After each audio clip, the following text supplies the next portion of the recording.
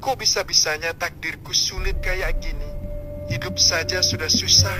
Ini dapat jalan pesugihan juga susah. Gumam Wahyu dengan gundah. Namun meski begitu Wahyu tetap melaksanakan saran dari Mbah Solikin. Seperti yang disebutkan di awal, Palenggahan Serigati merupakan tempat sakral yang berupa kompleks. Di sana ada beberapa bangunan yang mempunyai banyak nilai historis. Yang paling utama tentu saja bangunan kecil di mana Prabu Brawijaya kelima meletakkan mahkotanya di atas sebuah batu sebelum naik ke Gunung Lawu untuk moksa di sana. Sebelum mengunjungi tempat itu, Wahyu mengikuti saran dari Mbah Solikin. Pertama dia makan dahulu untuk mengisi tenaganya, kemudian dia berjalan menuju sungai untuk mandi di sana. Barulah Wahyu berjalan menuju Cungkup Palenggahan tersebut. Dengan kemeja lusuh dan bau miliknya, Wahyu mendekati bangunan Cungkup Palenggahan. Bangunan itu terletak di bawah pohon besar dan rindang. Menurut ukurannya, Wahyu yakin bahwa pohon itu sudah berusia ratusan tahun. Serta di samping bangunan itu terdapat sebuah pendopo yang biasa digunakan para peziarah lainnya untuk beristirahat. Srok, srok, srok. Terlihat ada kakek tua yang sedang menyapu halaman Cungkup itu dengan santai. Meskipun kakek tua itu terlihat sangat biasa sekali, namun terlihat ada beberapa orang kaya yang sedang menunggunya sambil beristirahat di pendopo. Ketika Wahyu tiba di tempat ini, awalnya dia juga mengira bahwa kakek ini adalah orang biasa. Namun salah, ternyata kakek ini adalah juru kunci Cungkup Palenggahan ini.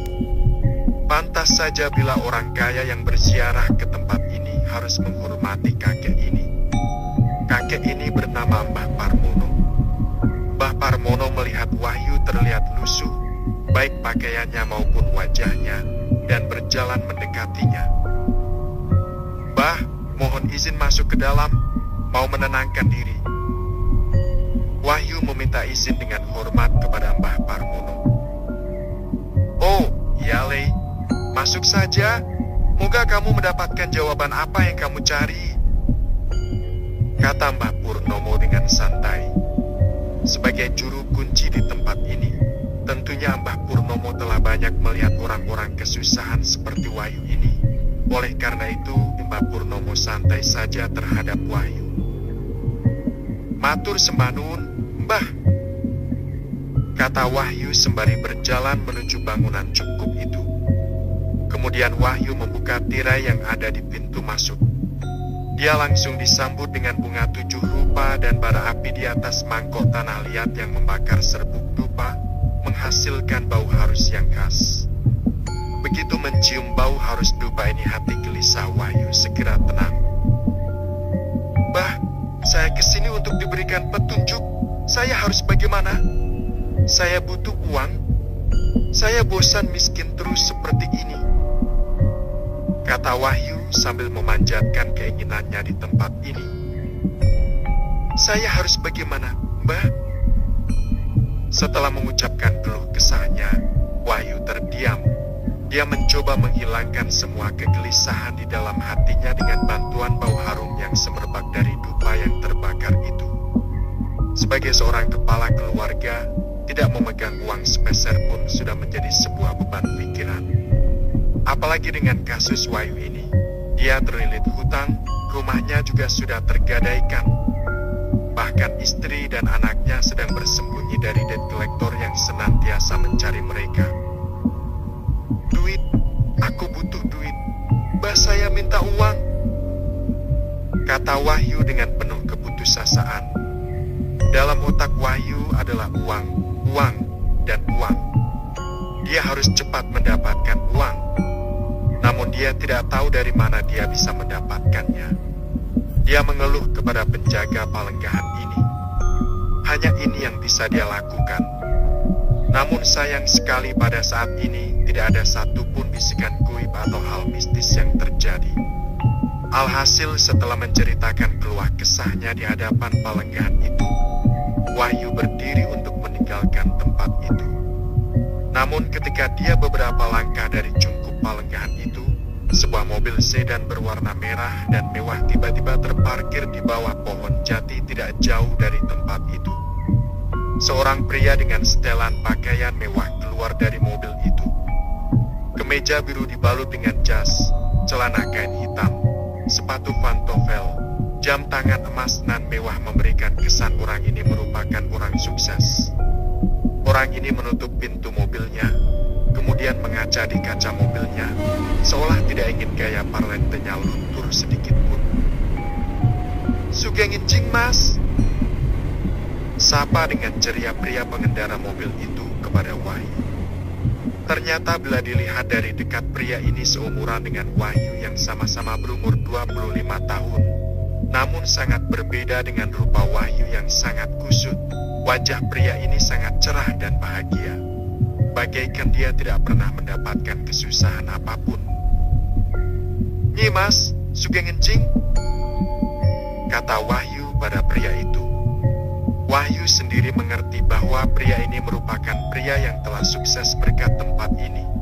Kalau tidak, maka tidak mungkin pria ini datang dengan mobil mewah seperti ini. Ada sebuah aturan yang tidak tertulis di kawasan Palenggahan Serigati ini. Setiap pengunjung tidak perlu memperkenalkan nama mereka bila hendak bertanya atau meminta tolong di tempat ini. Hal itu tercipta karena di tempat ini banyak orang yang tidak ingin terekspos identitasnya. Wahyu sendiri juga tidak memperkenalkan namanya pada orang yang ditemuinya di tempat ini kecuali Mbah Solikin dan Mbah Karni. "Mau tanya, Mas, arah menuju Sendang Derajat mana ya?" tanya pria bergaya parlen itu sambil menenteng sebuah koper yang terlihat tidak begitu berat.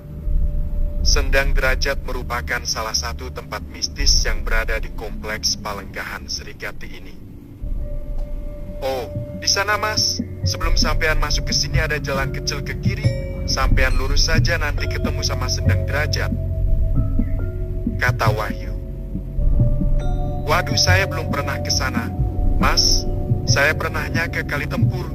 Bagaimana kalau Mas antar saja?" kata pengendara mobil itu. "Oh ngi Mas, mari saya antar," kata Wahyu sambil memimpin pria itu dengan berjalan kaki. Pria parlen itu mengikuti Wahyu. Sendang Derajat bertempat di hulu Sungai Tempur. Posisinya tidak begitu jauh dari Kali Tempur. Namun untuk mencapainya membutuhkan jalan khusus yang berbeda untuk menuju Kali Tempur. Pria parlen itu sama sekali tidak keberatan menuruni tebing, menerobos semak belukar, dan berjalan di pinggir sungai. Pria itu sama sekali tidak mempermasalahkan bajunya yang mahal untuk kotor, bahkan bisa mungkin sobek nantinya. Pria itu malah lebih memperhatikan koper yang dia bawa dibandingkan dengan pakaian mewah yang dia kenakan. "Ini Mas, Sendang Derajat," kata Wahyu. "Oh, tempatnya nggak jauh dari Kali Tempur ya Mas, tapi jalannya agak tersembunyi," komen pria parlen itu. "Iya Mas, sebenarnya Sendang Derajat itu di sebelahnya Kali Tempur, dan jaraknya nggak begitu jauh, tapi ya gitu, jalannya agak sulit," kata Wahyu. "Kalau begitu saya pergi dulu ya Mas," imbuh Wahyu. Mas, jangan dulu, temenin saya di sini dulu," kata pria itu kepada Wahyu. "Lo ada apa Mas?" tanya Wahyu. Dia sendiri sekarang dalam keadaan bingung dan pusing memikirkan banyak hal, terutama tentang pesugihan yang ditawarkan oleh Nyai Handayani kepada dirinya. Apakah dia harus mengambilnya atau tidak? "Aku mau ritual, tolong sampean tungguin. Aku baru pertama di Sendang Derajat ini," kata orang itu dengan malu-malu. "Oh, iya Mas, saya tungguin di sini," kata Wahyu. Kemudian pria parlen itu membuka koper yang dia bawa. Alangkah terkejutnya Wahyu ketika pria itu membuka koper itu. Bau amis segera menyerbak memenuhi hidung Wahyu. Mana mungkin Wahyu tidak penasaran. Akhirnya dia mencoba mengintip apa yang ada di balik koper itu. Dia mendapati sebuah ayam cemani yang sudah disembelih. kemudian bunga setaman dan beberapa umpu rampe lainnya. Pria itu segera mengeluarkan semua persembahannya, kemudian mulai membakar seikat dupa lidi yang dia keluarkan dari kantong koper. Semerbak bau dupa akhirnya mengalahkan bau amis dari ayam cemani itu. Pria itu langsung bersemedi di hadapan sajen yang telah dia siapkan. Bertapanya pria itu tidak lama. Setelah 15 menit bertapa, pria itu bangkit dan mulai melarung ayam cemani yang dia bawa ke sungai di dekat Sendang Derajat. "Makasih ya mas, sudah ditemenin," kata pria itu sambil menyerahkan beberapa lembar uang 100 ribuan ke tangan Wahyu. "Loh mas, apa ini mas?" "Gak usah mas," kata Wahyu yang mencoba menolak uang itu. "Wes talah mas, diterima. Saya ngelihat mas itu kayak saya ngelihat diri saya sendiri. Saya dulu orang yang kesusahan sama kayak mas, tapi sekarang udah gak lagi," kata pria parlen itu. Wahyu menghela nafas. Dia pada saat ini selain pusing karena memikirkan masalahnya, dia juga pusing karena tidak punya pegangan uang. Bahkan pada saat ini saja dia menumpang di warung Mbah Solikin. Akan sangat munafik apabila Wahyu mengatakan tidak butuh uang. Oleh karena itu, pada saat ini Wahyu menerima uang dari pria itu. Pria parlen itu tersenyum ketika Wahyu mau menerima uang itu. Kemudian dia berkata, "Mas, sampean pingin dengar ceritaku apa nggak? Gimana caranya aku bisa hilang dari kemiskinan?" kata pria itu. Setelah beberapa detik dia terenung, Wahyu kemudian mengangguk. "Boleh mas?" kata Wahyu. Setelah itu, pria parlen dan Wahyu mencari batu di pinggir sungai yang sedikit agak besar. Kemudian mereka berdua mengobrol. "Sebelumnya, namaku Ridlo mas, dari Gresik. Namanya sampean siapa?" tanya Ridlo sambil memperkenalkan diri. "Namaku Wahyu mas, dari Malang," kata Wahyu. "Gini mas Wahyu, pas saya tadi ketemu sama Mas Wahyu, saya ini langsung teringat pas saya beberapa tahun yang lalu. Saya ini benar-benar kere, beber benar hina, benar-benar gak punya apa-apa. Bahkan mertua saya longhina saya," kata Ridlo. Wahyu mengangguk sambil menyimak perkataan Ridlo. "Pas dulu ya mas, saya ini juga bingung kayak mas sekarang. Terus saya nyari beberapa orang pinter di daerah Kecamatan Manyar. Sama dukun sana saya disuruh untuk kemari," kata Ridlo. "Pas zaman iku mas, aku benar-benar gak ada duit. Aku kesini gak naik bis atau mobil mas. Aku numpang truk sapi mas, bareng sama kotoran sapi, ditendangi sapi, wes pokoknya sengsara mas," kata Ridlo. "Tapi prinsip aku gak nyerah. Aku pokoknya kudu bisa kesini buat ngerubah nasib. Aku wes kesel melarat mas. Aku wes kesel dihina. Pokoknya aku kemari harus jadi orang sukses. Iku prinsipku," imbuh Ridlo dengan berapi-api. "Akhirnya aku bisa sampai di tempat ini mas," kata Ridlo. Kemudian Ridlo melanjutkan ceritanya yang sangat memotivasi Wahyu. Memang, cerita Ridlo benar-benar memotivasi Wahyu. Awal mulanya sorot mata Wahyu sama sekali tidak menunjukkan gairah hidup apapun. Namun ketika Ridlo berbicara tentang bagaimana caranya dia mendapatkan uang, mobil, rumah, dan harga diri yang telah lama hilang dari diri Ridlo, Wahyu menjadi sangat tertarik. Ini yang harus aku lakukan. Aku harus mendapatkan semua itu." Batin Wahyu dengan sangat bersemangat. Bahkan saking bersemangatnya, Wahyu terlihat mengepalkan tangannya.